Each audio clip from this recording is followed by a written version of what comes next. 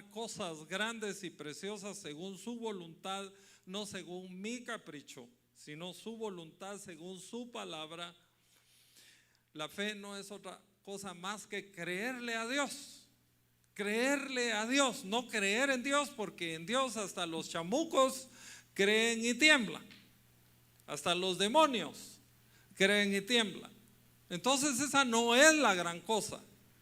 La gran cosa es creerle a Dios, creer lo que Dios dice en su bendita y eterna palabra y creer que esa palabra es para mí.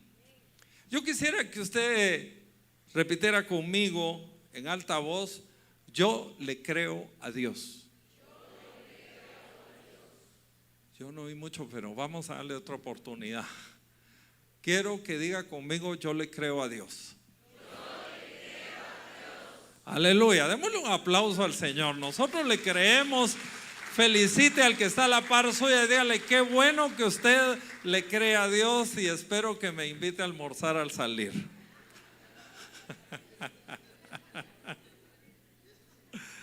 Entonces, hermanos, la fe en el Señor espera lo mejor y procura lo mejor. He estado martillando en eso, que la fe no es solamente poner la mano y decir: papayito, dame, dame, y quedarte todo el día y toda la noche y la vida entera con tu mano extendida esperando que el Señor te dé. No, la fe pide, la fe genuina, la fe viva, la fe activa, pide y procura lo que Dios le ha prometido en su palabra. Si yo quiero estar saludable, Señor, dame salud divina, pero procuro estar saludable. Procuro hacer lo que tengo que hacer para que la salud de Dios esté en mí. Pero también, no solo en el sentido de la salud. Si yo quiero tener y ser prosperado en el sentido material, tengo que hacer lo que la Biblia dice que yo tengo que hacer para que la bendición que Dios ofrece en su palabra tenga efecto en mí, pero de una manera responsable, permanente. ¿Por qué razón? Porque la fe es algo vivo, es algo activo. Ahora, la fe nos lleva a tomar decisiones de alto riesgo, hermanos. No solamente son decisiones y yo voy a hacer tal cosa cuando sienta en mi corazón. Hay los hermanos que son muy corazonudos y poco o casi nada bíblicos. Entonces todo lo hacen según su corazón, ¿verdad? Yo hoy sentí en mi corazón estar aquí, pastor, qué bendición. Y el otro domingo tal vez no lo sienta, pero hoy me gocé, ¿verdad? Qué bendición oírlo, me dijo una hermana. Tenía rato de no oírlo. Sí, ya tenía rato de no venir. Y pasó ese domingo y han pasado otros 2 años. Espero que por ahí se aparezca un día de estos. Entonces, hermanos, el tomar decisiones de fe nos pone en un alto riesgo emocional a veces, económico otras veces, y a veces son ideas descabelladas para muchos que dice: pero ¿cómo? No es así la cosa, según la matemática cuántica, según Sheldon, eso no funciona. Entonces, en su momento, nosotros tenemos que desafiar esas reglas para ir por aquello que el Señor nos ofrece a través de la fe genuina en Él, en su palabra, en sus promesas. El Señor, en Génesis 12:1, es un pasaje que usted conoce muchísimo. Le dice a Abraham: pero Jehová había dicho a Abraham en ese momento: vete de tu tierra y de tu parentela y de la casa de tu padre a la tierra que yo te estoy mostrando. Una decisión extremadamente difícil, una decisión complicada, una decisión desafiante, hermanos, porque aquel está yendo a un lugar que no conoce, está saliendo de la seguridad con su familia para buscar probablemente lo que sea algo inestable para los que le conocen. Pero ¿cómo te vas a ir? Es que Dios me habló. Allá vas vos con tus alucinaciones. Sí, Dios me habló, me dijo. Y la gente a veces le parece que en la fe algunas decisiones son chifladuras o son ocurrencias del susodicho que manifiesta la fe. Entonces hay un riesgo. Vete de tu tierra, deja tu familia, deja tu casa, la casa de tu padre, y vete a la tierra que no conoces, pero que yo te la voy a mostrar. ¿Cuánto va a durar eso? No se sabe. ¿Cuánto va a durar el proceso? Tal vez el resto de tu vida. Tal vez va a durar, no sé, 3 décadas, 4 décadas, porque nosotros, como somos tan modernos, todos nosotros, incluyéndome a mí, que soy un veterano, pero también soy un veterano en la fe, y a veces ya nos acostumbramos a las comodidades de lo inmediato y no queremos los procesos divinos y no queremos los procesos de la fe. Si no creemos que la fe es un sobrecito de azúcar que lo abrimos y se lo echamos al café y ¡wow! Nos endulzó el café que estaba en su momento amargo. Entonces, bendeciré a los que te bendijeren. O sea, no te vas desamparado, ¿verdad? Hay una bendición por ahí. Hay una bendición por ahí. Entonces, bendeciré al que te bendijere y voy a maldecir también al que te maldiga, ¿verdad? Y dice también: serán benditas en ti todas las familias de la tierra. Hay una bendición que se va más allá de lo que en su momento uno se puede imaginar. Y la cosa se extiende, hermanos, más allá a las familias de la tierra. Uno no sabe cuánto va a trascender las decisiones de fe que uno pueda tomar. Uno no sabe, uno no se imagina, uno no cuantifica este tipo de bendición en su momento, ¿verdad, hermanos? Uno piensa solo en uno, solo en el llamamiento de Dios, piensa solamente en lo que Dios te ha ofrecido a ti, pero no piensas en la gente que vas a contagiar, que vas a bendecir, y no de una enfermedad, sino de esta locura, como llama Pablo, del evangelio de nuestro Señor Jesucristo. Algunos atendimos a ese llamado, dejando a nuestra familia en contra de la voluntad de nuestra familia, en contra de la voluntad de muchas personas. Atendimos a un llamado que Dios nos hizo, sin saber a dónde íbamos, pero lo hicimos porque escuchamos aquí en lo profundo de nuestro corazón la voz de Dios que nos hablaba y que nos llamaba a algo que no nos imaginamos que fuera a trascender tanto. Tomó pues Abraham a Sarai su mujer, y a Lot, hijo de su hermano, y todos sus bienes. Y fíjese que en este tiempo Abraham tenía, dice la escritura, 65 años. Y uno dice, a uno ya no le dan trabajo de 65 años, hermano. Y uno estaba de cuidar el trabajito porque ya no le dan chance, hermanos. Imagínense, solicito trabajo de pastor, tengo 65 años. Ay, no, ya está viejo el hermano, tal vez tiene experiencia, pero está muy viejo. Nos va a tocar pagar el entierro. Y la gente así piensa, hoy en día, hermano, de veras. La gente piensa, los empresarios se han dado a la tarea de desacreditar y desvalorizar la experiencia que han adquirido las personas de mayor edad. Pero Dios llama a un hombre a los 65 años. ¿Cómo le quedó el ojo? 65 años y empieza su ministerio. Obviamente había una comunión previa con Dios, pero allí se inicia algo especial para la vida de este hombre.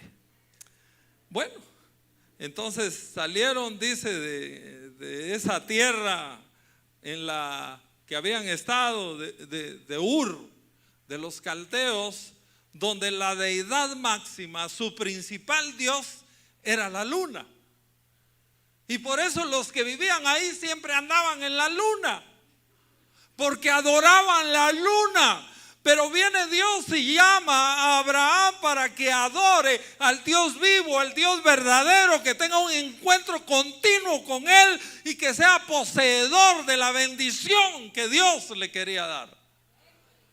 Él pudo decir que no, siempre no, gracias, tal vez mañana. Él pudo decir que no, pero él dijo que sí. Y Sara, cuando le dijo, te vas conmigo, ¿y a dónde me vas a llevar? No sé, le dijo. ¿Y cuántos días serán que vamos a ir? Pues no sé tampoco. ¿Y cuánto te van a pagar? No sé. Bueno, vámonos, le dijo.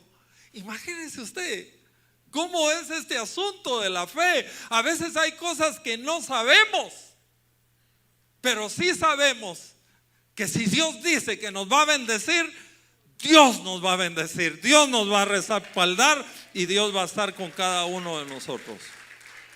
Al salir Abraham de Ur de los caldeos, estaba arriesgando sus posesiones, sus cosas. Estaba arriesgando a su familia, a su esposa, a la gente que trabajaba con él. Dios no le dijo llévate a tu sobrino, pero él se lo llevó. Nosotros siempre llevando telengues que Dios no nos dice que llevemos, ¿verdad? Y tuvo problemas con Lot, pero yo entiendo que él se llevó al que no tenía que llevarse. Dios no le había dicho eso, llévate a tu mujer, le dijo. Pero él viene y el patojo le hacía así, llévame, y se lo llevó.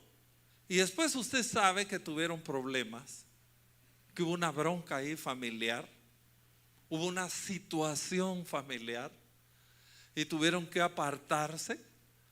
Pero Dios los bendijo a los dos. Pero a través de Lot, que tiene unos hijos producto de una relación incestuosa con sus hijas. Y una vez es cruel, pero ¿cómo pasó esto?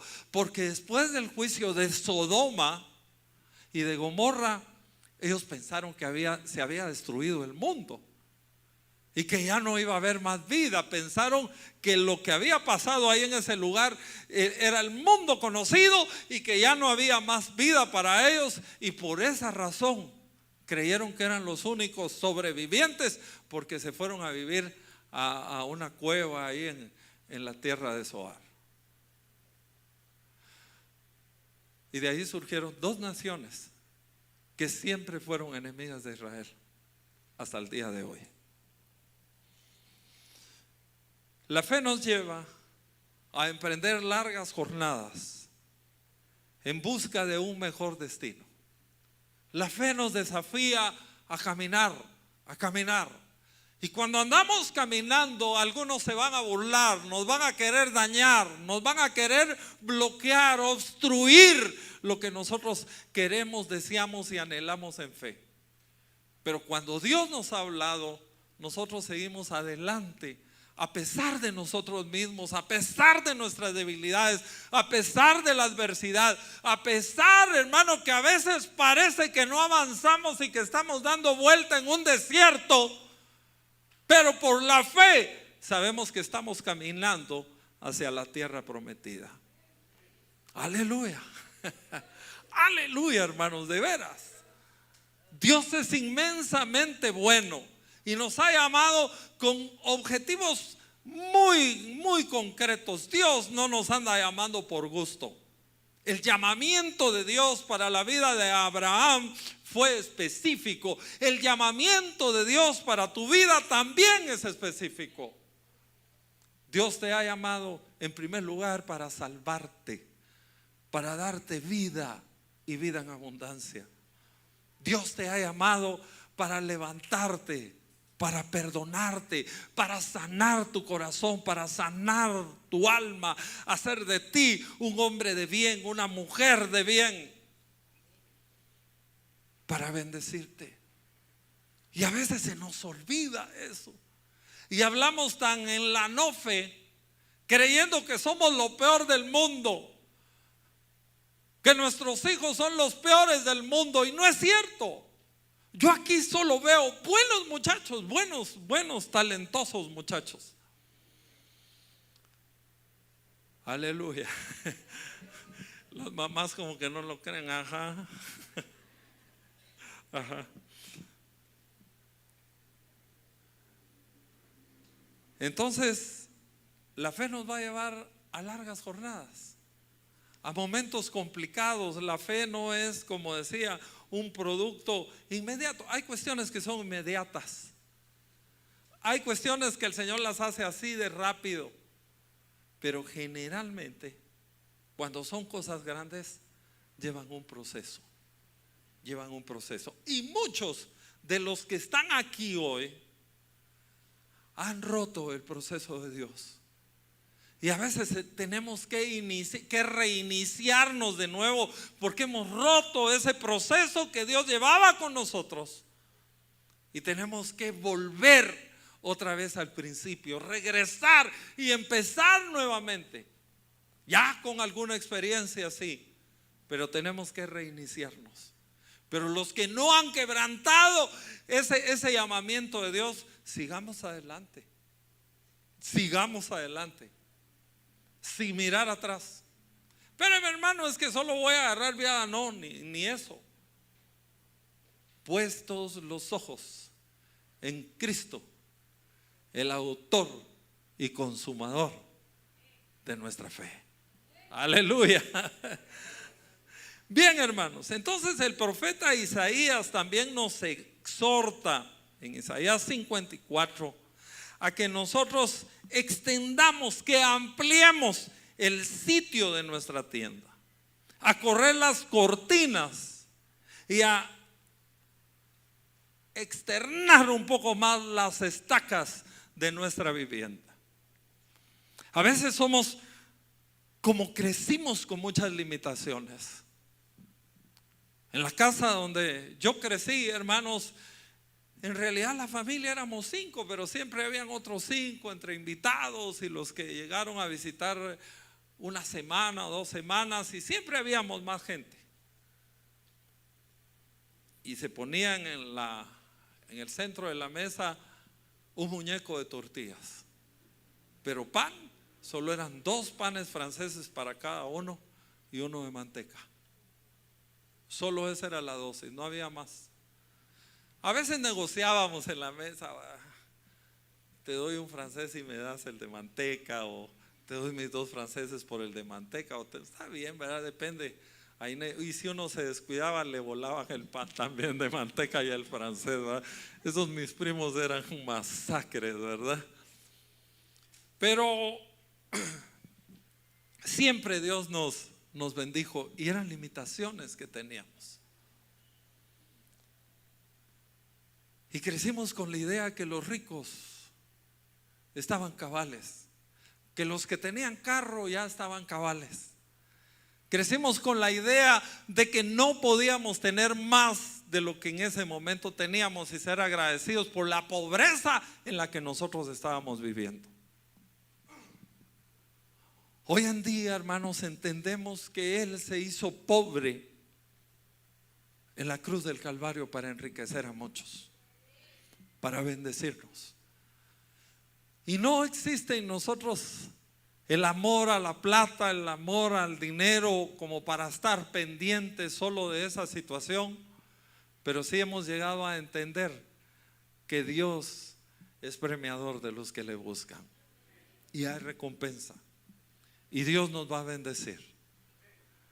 Y la pobreza, hermanos, la pobreza material tiene que ver con la pobreza de fe, tiene que ver con la pobreza mental, tiene que ver con la carestía de ideas creativas para generar en nuestro favor cuestiones económicas que nos van a bendecir.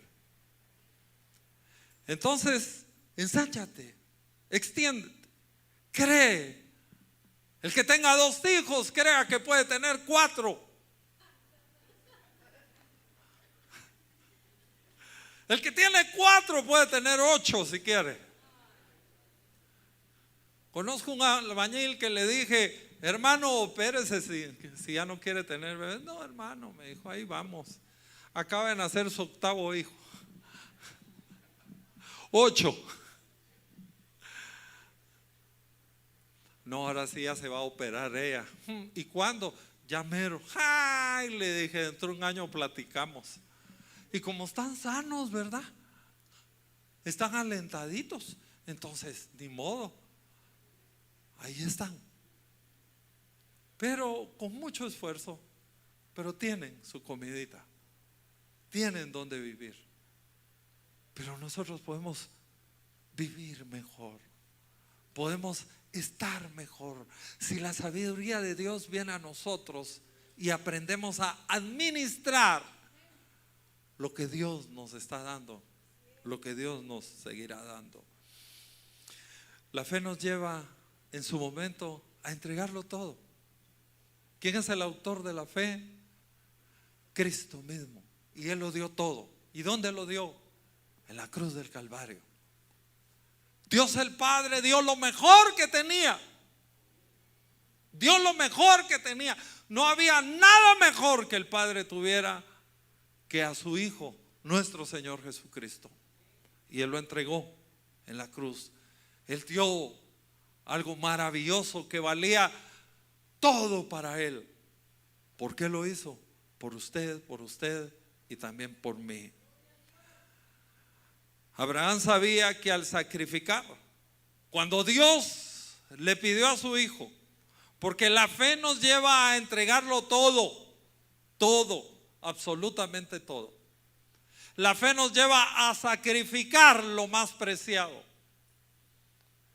Cuando nosotros decimos que tenemos fe, pero no estamos dispuestos a luchar, a esforzarnos por lo que en la fe decimos que es nuestro, entonces nuestra fe es una fe inválida, es una fe inactiva, improductiva, es una fe que está padeciendo de ostracismo, que no se mueve, que está en el mismo lugar y que va hacia ningún lugar.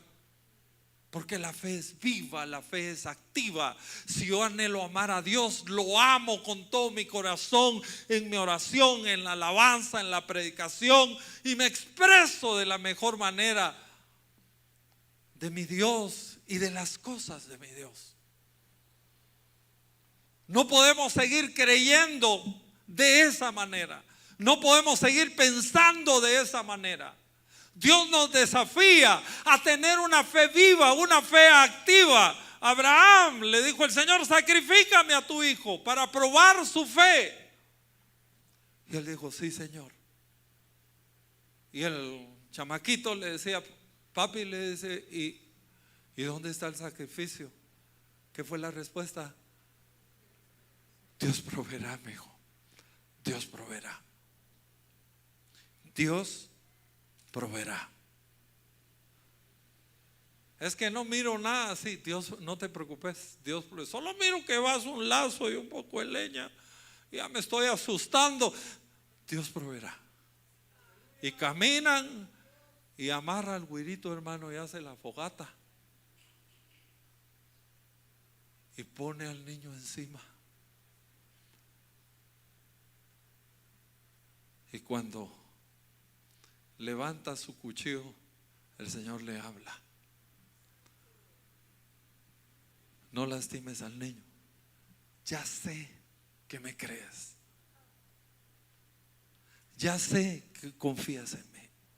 ya sé que estás dispuesto a dar lo mejor que tienes. Ya lo sé. A veces decimos amar a Dios, pero en realidad no estamos dispuestos a sacrificar nada por Dios. No estamos dispuestos a dar nada por Dios. Y alardeamos de que somos gente de fe. Pero tenemos que entender que el que tiene fe está dispuesto a sacrificar. No siempre se siente en el corazón hacer algunas cosas. No siempre se emociona uno al obedecer a Dios. Pastor, hay que ir a aquella montaña, me dijeron, hasta allá arriba. Wow, dije yo, eso está como a 2 horas. No, hermano, si no es en línea recta, me dijeron, hay que caminar así. Son 6 horas. ¿Usted cree que yo sentía en mi corazón era ahí? Es que estoy evangelizando a 2 personas que están ahí, me dijo el pastor anfitrión, y quiero que me acompañe. Hermanos, 6 horas de ida, despacito, a mi paso. Llegamos, eran 2 ancianos solitarios, a predicar el evangelio, a orar por ellos, estar con ellos tal vez 1 hora y regresar. Bajar es tan difícil como subir, hermano. Ese tiempo yo tenía ánimo y flaco pero poderoso, aleluya. Y allá vamos y venimos y vamos a otro lado y vamos donde sea en el nombre del Señor.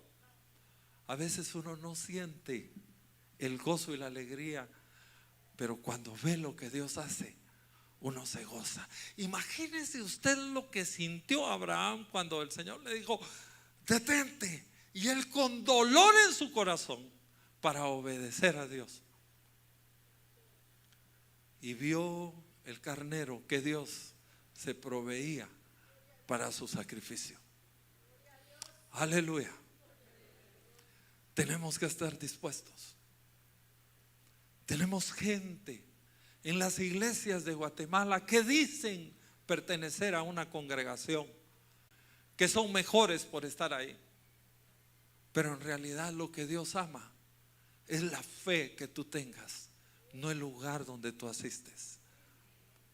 Debes manifestar esa fe a cada instante de tu vida. Él subió a sacrificar a su hijo. Toda la esperanza de ser padre para él. Procura agradar al Dios que le ha llamado. No le da migajas de su vida, que aprende a darle lo que es de él. Y en ese entendido, y ahí estaba Jesús. Y Jesús la vio. Y Jesús la alabó por lo que había hecho. Y dijo: wow, ¿ves todos estos? Dijo, dan de lo que les sobra. Pero ella dio todo lo que pero porque era poquito, no crea.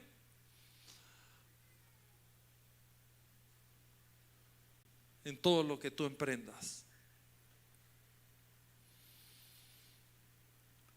Pero cuando entendemos y lo hacemos, el pensamiento que viene es: ¿por qué no lo había hecho antes? Porque no había entendido que Dios bendice al dador alegre, que Dios bendice al que obedece. ¿Cuál es el gozo más grande de un evangelista? Al menos en mi tiempo, ver las almas convertidas al Señor. Ese era el gozo más grande. Y yo, hermanos, fui a una campaña donde la primera noche no hubo nada. Así hice el llamamiento y ya menos le caían las amígdalas a la gente y no pasó nadie. Se sentía el ambiente tan duro, tan difícil. Y al día siguiente me puse a orar, a lloriquearle a Dios, a ayunar con el pastor coordinador de esa campaña. Y en la noche, cuando llegamos, hermanos, yo vi ángeles. Y solo 2 veces en la vida he tenido una experiencia esquizofrénicamente espiritual. Sí, hermanos, solamente 2 veces en la vida. Y la campaña era ahí en una ceiba, en un parque, en el parque central de Palín. Y las ramas eran tan enormes que parecían, hermano, en ese tiempo brazos horizontales o árboles horizontales incrustados en otro árbol. Y estaban sentados y estaban contentos y felices. Y yo desde que llegué le hice al pastor así como mire, y él vio así. ¿Qué me dijo? No, nada. Le dije, plano, yo estoy alucinando. Dije, pero ellos seguían ahí y estaban contentos. Yo los miraba felices. Y esa noche empecé a predicar. Y cuando hice el llamamiento, no hubo ni una alma. Pero estaba contento yo también porque ellos estaban contentos. ¿Y sabe qué pasó? Dios empezó a sanar a la gente. Y empezó a sanarlos. ¡Ay! Gritó por ahí una señora. Usted sabe, ¿verdad? Que hay señoras así escandalosas en la fe. Gloria a Dios, aleluya, ¿verdad? ¡Ay! ¿Qué pasó? Ay, tenía una hernia, ya no la tengo. Ay, otro por ahí, ay, ay. Y empezó el Señor a moverse, hermano. Y era un manicomio eso en ese parque. Y la gente llorando, hermanos, y tirada en el suelo. Y hubieron muchísimos milagros esa maravillosa noche, por la fe. Y al día siguiente ya no prediqué yo, pero el hermano que llegó tuvo una gran cosecha. Más de 80 personas se entregaron a Jesús. Y allí entendí: yo sembré, Apolo regó, pero el crecimiento al final lo da el Señor. A veces somos parte de un proceso de fe. Y Dios va a bendecir a mi hijo, a mi nieto, a mi bisnieto, a mi tataranieto. Porque la promesa no es solo para usted, es también para su descendencia, es también para sus hijos. Y tenemos que creer por ellos y tenemos que bendecirlos. Y aunque sea un chamaco rebelde en este momento, agarrarlo y bendecirlo y amarrarlo como amarró a Abraham a su hijo al plan de Dios, para que Dios se glorifique. Y creer por ese hijo. Y soñar en la fe, pero no sueños de esos que no te mueven, sino los sueños que te hacen levantarte y trabajar y enseñar y vivir la palabra por la vida de tu familia, por la vida de tus hijos, por la vida de tu esposa. Para ir terminando ya, la fe no es tanto lo que uno cree como uno cree, sino que la fe es por lo que uno hace con lo que uno cree. ¿Me doy a entender? La fe es lo que haces por lo que crees. Si tú lo crees, si tú crees realmente que Cristo murió en la cruz del Calvario para darle vida a la gente, háblale a la gente de ese sacrificio.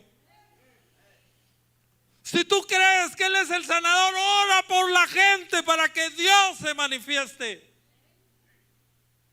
Y tal vez alguna vez no va a pasar nada, pero Dios te va a respaldar y vas a aprender a creerle a Dios con todo tu corazón. No te avergüences del Evangelio, porque el Evangelio es poder de Dios para salvación a todo aquel que cree. No nos avergoncemos. Y el Dios de Abraham está aquí con nosotros hoy. El creer nos lleva a obedecer, a hacer algo. Y la fe, como dije al inicio de esta serie, tiene que ver con la fidelidad. El que tiene fe tiene fidelidad a la palabra, confianza en la palabra. Los abogados en nuestro país dan fe Ellos proporcionan fe. Mire, ya firmó un abogado dando fe de esto. Hermanos, cuando alguien se casa, llega un abogado y da fe. Es un acto de fe. Aunque es legal, es un acto de fe. Dios quiere que nosotros demos fe de lo que Él ha sido para nosotros. ¿Qué le puedo decir? En medio minuto era un perdido, drogadicto, delincuente que nadie daba un centavo por él. Y Dios me hizo entender que Él dio lo mejor que tenía por mí, a su hijo. Y cada vez que llegaba a la congregación, a la iglesia, y pedían ofrenda, y yo no tenía, me sentía tan mal, tan mal. Pero yo decía: Señor, yo aquí estoy. Y no tengo dinero, pero yo aquí estoy. Yo me ofrezco a ti, Señor. Aquí estoy. Y el Señor tomó la palabra. Y no solo eso, tomó mi vida. Y son 45 años de servirle al Señor con todo mi corazón.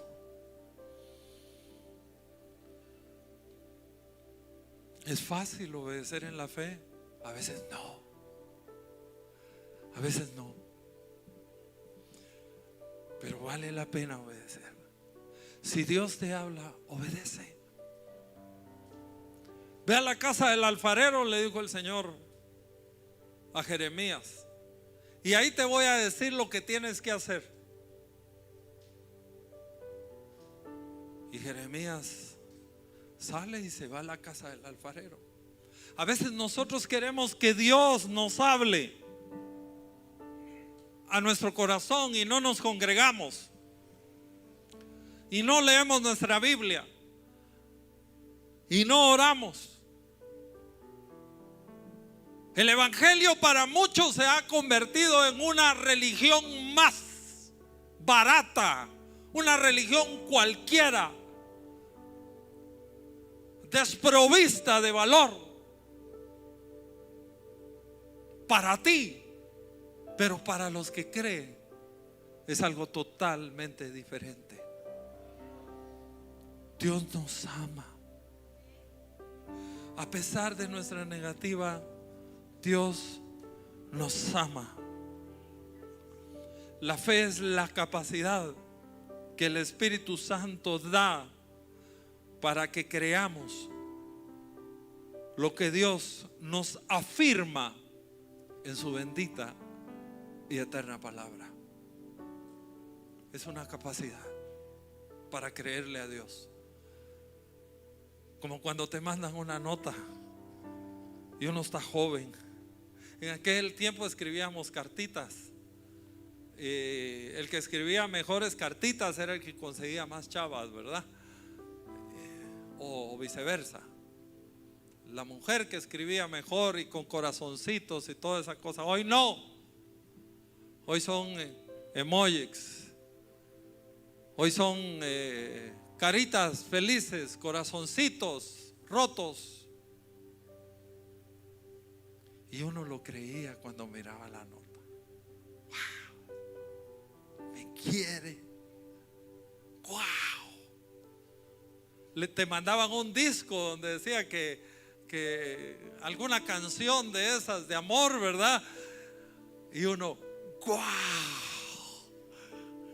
¡Wow! Hasta se bañaba ese día, a pesar de que no hubiera agua en el barrio. Hermanos, confiábamos y creíamos en una notita. ¿Qué es un cheque? Es un vale de confianza al que lo carga por cierta cantidad de dinero. Y usted va al banco con toda confianza que el que le extendió el cheque tiene fondos para pagárselo. Hermanos queridos, esa es la fe. Estos días Nuestra fe tiene que crecer, se tiene que mover. Tenemos que aprender a mover montañas, montañas de duda, montañas de enfermedad, montañas de desesperanza, montañas de dolor, montañas de amargura, montañas de tristeza. Tenemos que aprender a mover nuestra vida por la fe. Déjate de cosas. Deja de estar peleando con la gente. Deja de estar molesto con la gente. Reconcíliate con Dios y sírvele con amor en el nombre de Jesús.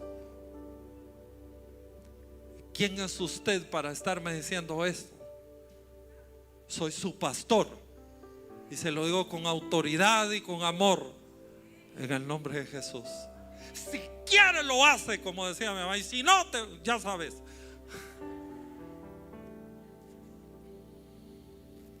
Ánimo, ánimo. Nuera e hijo, ánimo. La batalla no ha sido fácil, pero Él lo sabe y se está moviendo. Y ustedes lo están viendo y se está moviendo. Y se está moviendo el Señor. Y vienen cosas lindas y preciosas. Y se está moviendo. Y se va a seguir moviendo el Señor. Y te va a bendecir. Yo siempre le he dicho: Señor,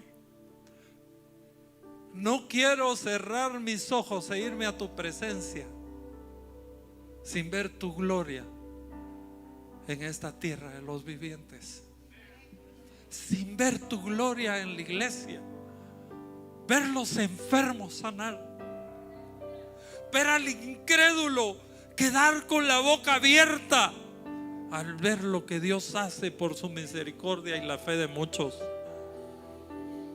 ver cómo el reino de las tinieblas retrocede ante una iglesia triunfante, bendecida, llena del poder del Espíritu Santo de Dios. El Señor nos está llamando a algo mejor. Así es. Inclina tu cabecita. Inclina tu cabecita.